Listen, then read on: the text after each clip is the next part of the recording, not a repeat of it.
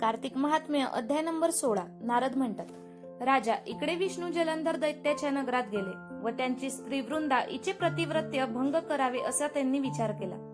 इकडे वृंदा स्वप्नात आपला पती रेड्यावर बसला आहे, अंगास तेल लाविले आहे, नग्न आहे, काळ्या फुलांच्या भूषणांनी युक्त आहे व मांसभक्षक पिशाच्चादी सभोवार आहेत. हजामत केली आहे, काळोखाने व्याप्त अशा दक्षिण दिशेकडे जात आहेत. आपले नगर समुद्रात आपल्या सुद्धा बुडाले असे पाहती झाली व ती जागृत होऊन भयंकर स्वप्नाचा विचार करू लागली. सूर्य उगवल्यावर त्याकडे पाहिले, तो तिला निस्तेज व त्याला छिद्रे पडलेली आहेत असा दिसला. हे सर्व अनिष्ट आहे असे समजून भयाने घाबरी होऊन ती रडू लागली. समाधान व्हावे म्हणून गोपूर, बंगला इत्यादी जागी गेली, परंतु तिला सुख वाटेना.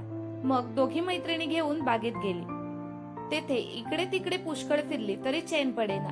या वनातून त्या वनात अशी फिरू लागली व भ्रमिष्ठासारखी होऊन देहभान विसरली. याप्रमाणे ती फिरत असता ज्यांची तोंडे सिंहाप्रमाणे व ज्यांचा दाढा भयंकर आहेत असे 2 आकराळ विक्राळ राक्षस पाहिले.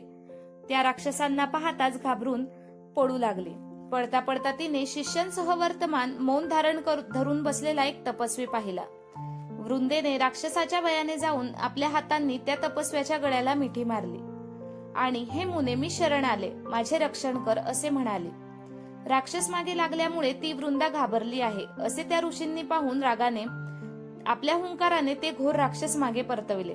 हुंकाराच्या भयाने राक्षस भिवून परत गेले असे पाहून वृंदा ऋषीस साष्टांग नमस्कार घालून म्हणाली. वृंदा म्हणते, हे ऋषी, आपण कृपा करून माझे या भयंकर संकटापासून रक्षण केले. आता माझी एक विनंती आहे, तरी कृपा करून माझे समाधान करा.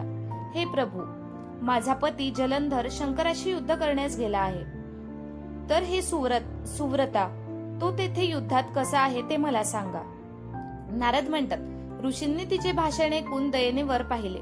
इतक्यात 2 वानर आले व ऋषीस नमस्कार करून पुढे उभे राहिले.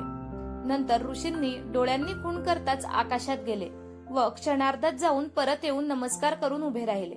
वानरांनी आणलेले आपल्या पतीचे मस्तक, धड व हात पाहून पतीच्या दुःखाने व्याकुळ होऊन वृंदा मूर्छित पडून पडली. ऋषींनी तिच्यावर कमंडलूतील उदक शिंपडून तिला सावध केली. तेव्हा ती पतीच्या कपाळाला कपाळ लावून रडू लागली. वृंदा म्हणाली, जो पूर्वी सुखाच्या भाषणांनी माझा विनोद करीत होता, मग आज तुमची परमप्रिया मी निरपराधी असून माझ्याशी का बोलत नाहीत? ज्याने देव, गंधर्व व विष्णू यांना देखील जिंकले, अशा त्रैलोक्य जिंकणाऱ्याला केवळ तपस्वी शंकराने कसे मारिले? नारद म्हणतात, राजा, वृंदा याप्रमाणे रडून ऋषीला म्हणाली. वृंदा म्हणते, हे कृपानिधे, मुनिश्रेष्ठा, या माझ्या प्रिय पतीला जिवंत करा. आपण माझ्या पतीला जिवंत करण्यास समर्थ आहात असे मला वाटते. नारद म्हणतात, हे तिचे भाषण ऐकून ऋषी हसून भाषण करतात. ऋषी म्हणतात, हे वृंदे, याला शंकरांनी युद्धात मारले आहे म्हणून हा जिवंत होण्यास समर्थ नाही, तरी तुझा फार दया येते म्हणून याला उठवितो. नारद म्हणाले, ऋषी याप्रमाणे बोलून गुप्त झाले व जलंधर जिवंत होऊन उठून प्रीतीने वृंदेस आलिंगन तिचे चुंबन घेऊ लागला. वृंदा ही आपल्या पतीला पाहून आनंदित झाली व त्याच्याबरोबर पुष्कळ दिवस त्याच वनात राहून उपभोग घेतला. एके दिवशी संभोगाच्या शेवटी तो आपला पती नसून विष्णू आहे असे तिने पाहिले. तेव्हा रागाने ती विष्णूची निर्भत्सना करून बोलली. वृंदा म्हणाली, दुसऱ्या स्त्रियांशी गमन करणाऱ्याला तुझ्या शिलाला धिक्कार असो. तूच मायेने कपटी तपस्वी झाला होतास हे मला चांगले समजले.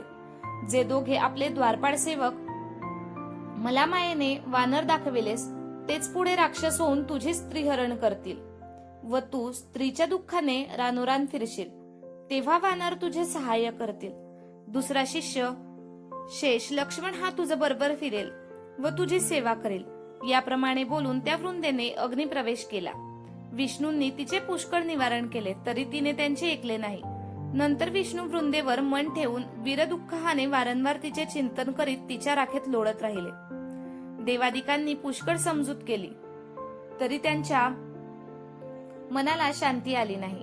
इति श्री पद्मपुराणे कार्तिक महात्म्य वृंदाग्री प्रवेशो नाम षोडशोऽध्याय समाप्त. धन्यवाद.